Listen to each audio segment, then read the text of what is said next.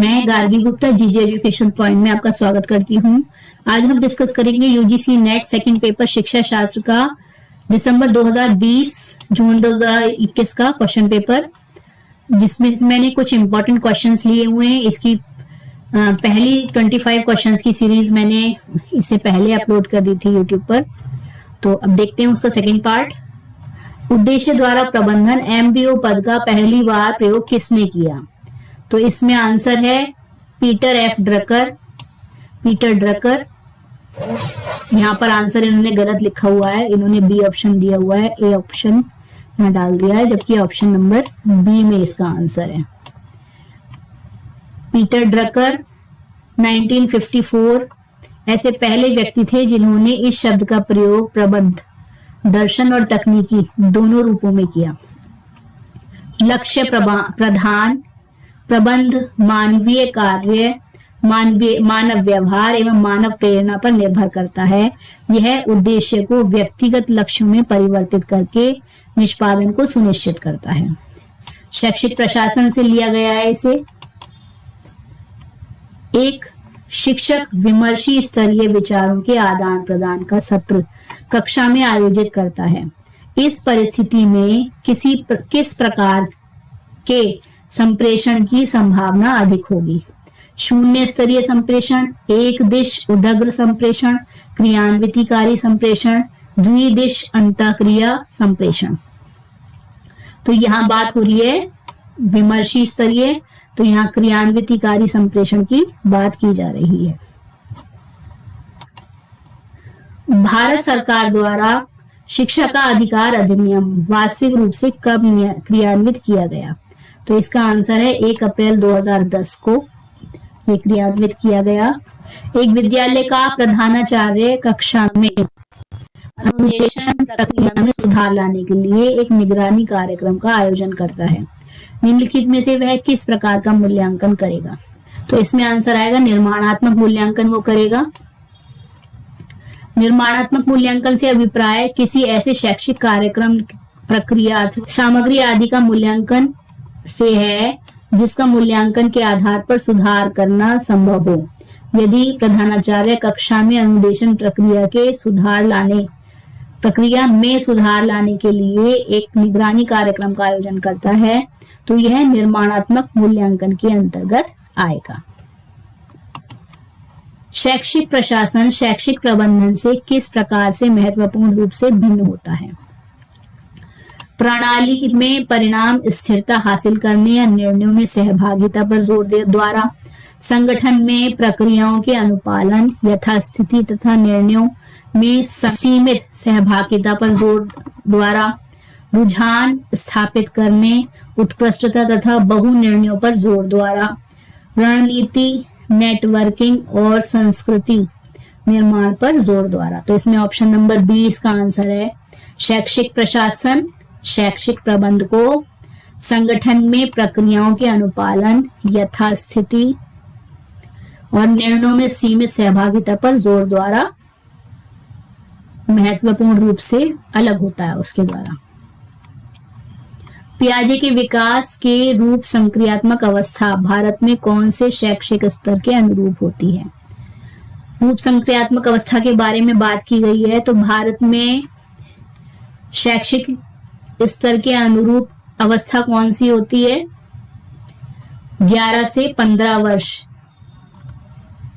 मानी जाती है। तो यहाँ पर 11 से 15 वर्ष में आती है औपचारिक। तो यहाँ पर माध्यमिक और उच्च माध्यमिक स्तर की अवस्था पियाजे के सिद्धांत के अनुसार मानी जाएगी। जीन पियाजे ने मानव विकास के सिद्धांतों में दिया था को 4 भागों में बांटा है इन्होंने। संवेदी पेशी अवस्था, प्राक संक्रियात्मक अवस्था, ठोस संक्रियात्मक अवस्था और औपचारिक अवस्था। संवेदी पेशी अवस्था 0 से 2 वर्ष, प्राक संक्रियात्मक अवस्था 2 से 7 वर्ष, ठोस संक्रियात्मक अवस्था 7 से 11 वर्ष और औपचारिक रूप संक्रियात्मक अवस्था 11 से 15 वर्ष मानी जाती है। और 11 से 15 वर्ष की अवस्था में हमारे यहाँ भारत में बच्चे जो है माध्यमिक स्तर या उच्च माध्यमिक स्तर की शिक्षा ग्रहण कर रहे होते हैं। ये क्वेश्चन शायद दोबारा आ गया है। शिक्षक शिक्षा पाठ्यक्रमों में प्रयोगात्मक कार्य के घटकों को शामिल करने का प्रावधान है। प्रशासनिक अनुभूति के लिए, व्यावसायिक प्रवीणता के अर्जन हेतु, संस्थागत समस्याओं को निपटने हेतु अवसर प्रदान करने के लिए या मूल्य अभिमुखीकरण के लिए। तो इसका आंसर नंबर बी आंसर है, व्यावसायिक प्रवीणता के अर्जन हेतु। शिक्षक शिक्षा पाठ्यक्रमों में प्रयोगात्मक कार्य घटकों को इसलिए शामिल किया जाता है कि व्यावसायिक प्रवीणता में दक्षता प्राप्त हो जाए। इसके द्वारा ही एक शिक्षक यह समझ सकता है कि बालकों की आवश्यकताएं क्या हैं, बालक किस प्रकार सीखते हैं, बालकों में वांछित अभिवृत्ति व मूल्य कैसे विकसित किए जा सकते हैं। इन क्रियाकलापों के कुशलता हेतु शिक्षक शिक्षा में प्रयोगात्मक घटकों को शामिल किया जाता है। गिलफोर्ड द्वारा प्रतिपादित बुद्धि की संरचना प्रतिमान में निम्नलिखित में से कौन सा आयाम नहीं है? संक्रिया, प्रक्रिया, उत्पाद, विषय वस्तु। तो इसमें संक्रिया, उत्पाद और विषय वस्तु हैं, प्रक्रिया इसमें नहीं है। संक्रियाएं ये आ गई इसमें। संक्रियाएं इसमें 6 प्रकार की बताई हैं।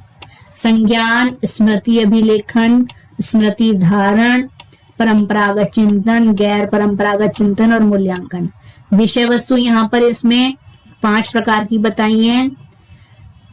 दृश्यिक, श्रवणिक, सांकेतिक, शाब्दिक और व्यवहारिक।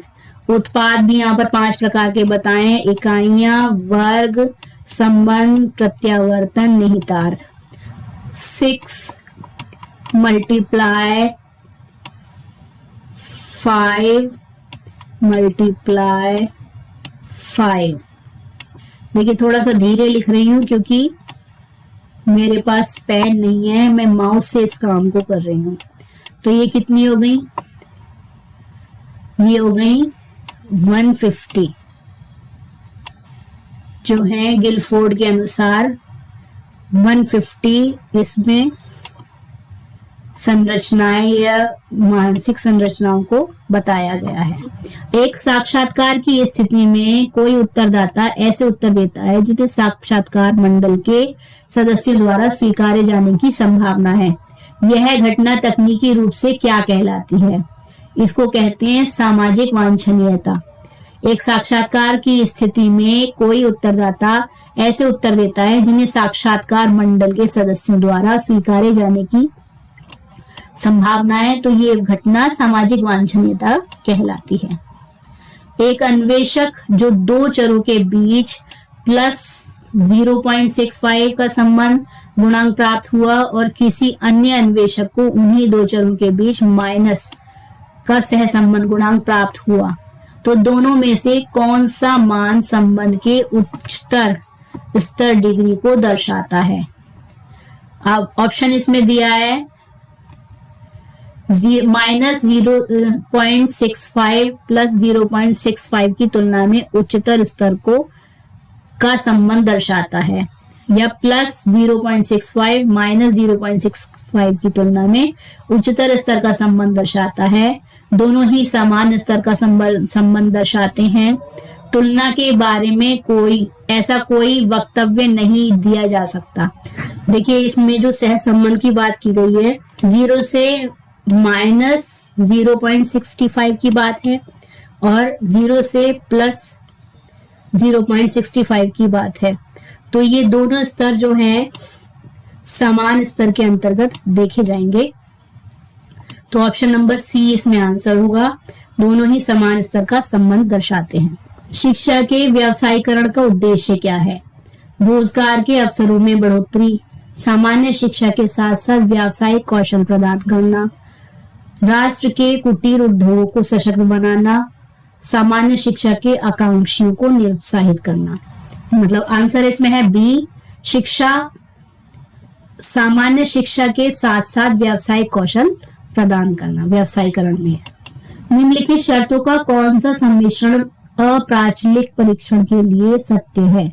सामान्यकरण के वास्तविक दिखाई देने की आवश्यकता नहीं, समष्टि को परिभाषित करने के लिए कोई कल्पना नहीं, विधियां जो वितरण संबंधी परिकल्पनाओं का उपयोग नहीं करती, उन आंकड़ों का उपयोग जिन्हें अंतराल या अनुपात मापनी द्वारा प्राप्त ना किया गया हो। तो इसमें आंसर है समष्टि को परिभाषित करने के लिए कोई उपकल्पना नहीं। विधियां जो वितरण संबंधी कल्पनाओं का उपयोग नहीं करती। उन आंकड़ों का प्रयोग जिन्हें अंतराल या अनुपात मापनी द्वारा प्राप्त ना किया गया हो। शिक्षा और घर के मध्य संबंध को निम्नलिखित में से किस वाक्यांश में सर्वाधिक सटीक रूप से वर्णित किया गया है? विद्यालय समाज की प्रयोगशाला के रूप में, शिक्षक अभिभावक के रूप में, विश्व एक कुटुंब के रूप में, विद्यालय समाज प्रणाली के एक उप प्रणाली के रूप में। तो इसमें आंसर आएगा बी, शिक्षक अभिभावक के रूप में। एक अनुसंधानकर्ता अस्थि दिव्यांग बच्चों पर अध्ययन करना चाहता है। इसके लिए उपयोग किए जाने वाले प्रतिदर्शन का प्रकार होगा, इसमें आएगा सप्रयोजन, क्योंकि यहाँ पर अस्थि दिव्यांग बच्चों पर अध्ययन करना है तो उसके लिए उन्हीं बच्चों को यह सोदृश्य प्रतिचयन करना पड़ेगा। तो इसलिए यहाँ सप्रयोजन प्रतिचयन इसे कहा जाता है।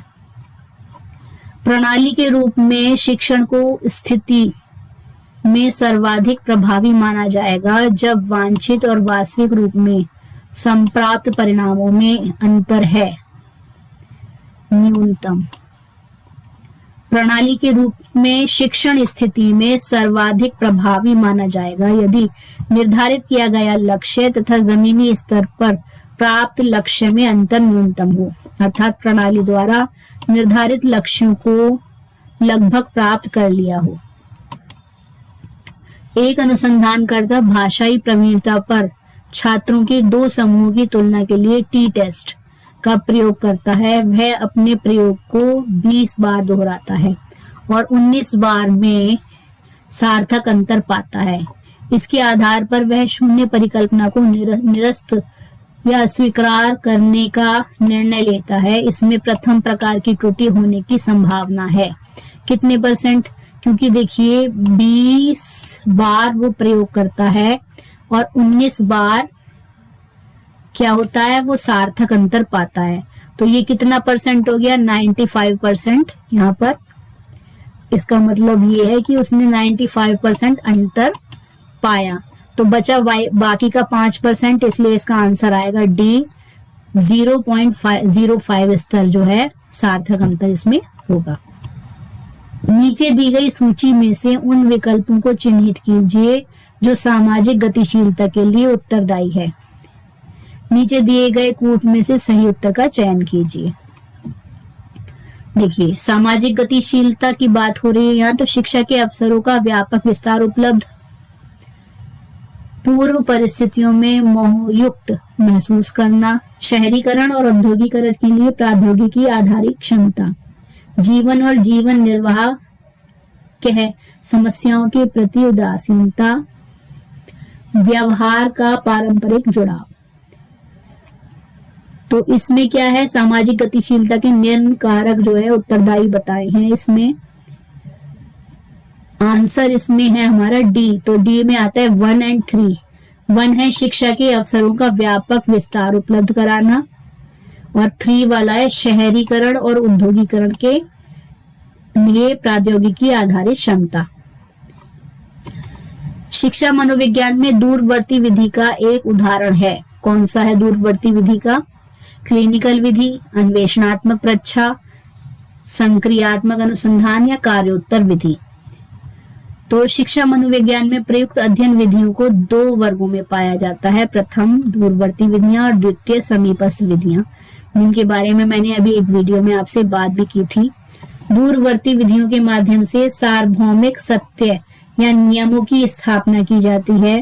ये विधियां तथ्य तथा परिस्थितिगत सत्यों की छानबीन करती हैं और उनसे हटकर उनकी प्रकृति के बारे में सामान्यीकरण प्रस्तुत करती हैं। तो इसमें क्या है? प्रेक्षण विधियां, प्रयोगात्मक विधियां, कार्योत्तर विधियां, विभेदक विधि और प्रयोग सदृश विधि। तो यहाँ पर आंसर होगा ये कार्योत्तर विधियां। प्रतिदर्श सांख्यिकी और उससे संबंधित प्राचल के मध्य अंतर को कहा जाता है प्रतिदर्शन त्रुटि। निम्नलिखित में से किस देश का शैक्षिक प्रशासन का स्वरूप और प्रकृति केंद्रीकृत और विकेंद्रीकृत दोनों रूप से है? तो ये यूके, ब्रिटेन। एक कक्षा परीक्षण में मनोविज्ञान का मध्यमान 45 और मानक विचलन 5 था। गणित का मध्यमान 80 और मानक विचलन 5 था। श्री विपिन कुमार को मनोविज्ञान में 50 अंक और गणित में 70 अंक प्राप्त होते हैं। उसके संबंध में यह समझा जाए कि उसने किस विषय में बेहतर किया है, इनका मानना ये है। देखो, इन्होंने ओपिनियन दी है अपनी। इन दोनों विषयों में उसका कार्य निष्पादन समान रहा। उसने मनोविज्ञान में बेहतर किया। उसके कार्य निष्पादन के बारे में कुछ नहीं कहा जा सकता। उसने गणित में बेहतर किया। देखिए, मनोविज्ञान का मध्यमान है 45 और मानक विचलन है 5, जबकि गणित का मध्यमान है 80 और मानक विचलन है 5। तो 45 जब मीन है, 45 जब मध्यमान है, तो इसका मतलब ये बीच का अंक है 45। ठीक है, तो मध्य इसके मनोविज्ञान में कितने अंक आए? 50। तो ये इसके ज्यादा करीब है और यहां भी इसके ज्यादा करीब है।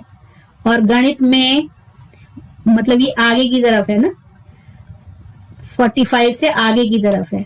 गणित में 70 अंक आए, तो ये विचलन से थोड़ा सा दूर हो गया, क्योंकि इसका मध्यमान जो है 80 है और विचलन इसमें 5 है। तो और ये विचलन से भी आगे है। ये गणित में इसके 70 नंबर आए, तो ये मध्यमान से माइनस पॉइंट में चला गया। तो इसमें गणित में इसके नंबर कम हैं और मनोविज्ञान में इसको अधिक नंबर मिले हैं। तो आंसर आएगा आपका बी, उसने मनोविज्ञान में बेहतर किया है। विकास की किस अवस्था में कोई व्यक्ति दूसरे के बौद्धिक स्तर पर बात करना पसंद करता है? तो यह है बाल्यावस्था में।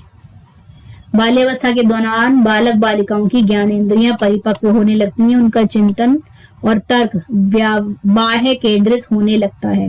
उनकी निर्णय शक्ति विकसित हो जाती है। वे पढ़ने लिखने तथा अन्य संज्ञानात्मक क्रियाओं में रुचि लेते हैं। एक प्रतिदर्श सांख्यिकी और उससे संबंधित प्राचल के मध्य अंतर को कहा जाता है? प्रतिदर्शन त्रुटि कहा जाता है उसे। निम्नलिखित कथनों में से कौन संयोजक किसी अधिगम अक्षम बालक की विशेषता बताता है? बालक में सीखने के प्रति अभिप्रेरणा का प्रभाव होता है।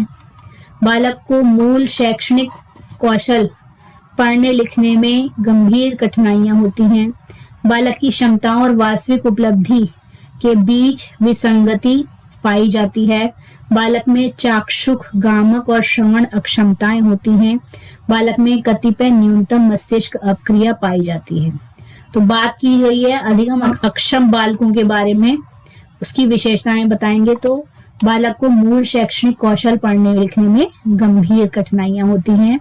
क्षमता और वास्तविक उपलब्धि के बीच विसंगति होती है।